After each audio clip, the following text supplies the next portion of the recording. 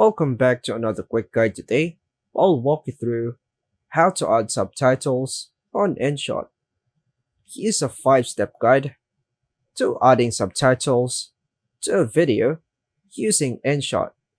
First, launch the Inshot app on your Android device and choose Video to start a new project. Next, choose the video you want to edit from your gallery and load it into the timeline. Next, tap the text tool from the toolbar, then choose Text. Tap the subtitles for your video, then hit the check mark. Next, drag the text layer in the timeline to position it where the subtitle should appear.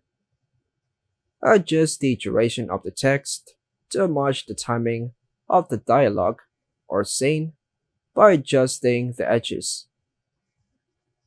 Lastly, tap Edit to use text customization options to adjust the font, size, color, and style for better readability. Then tap the check mark.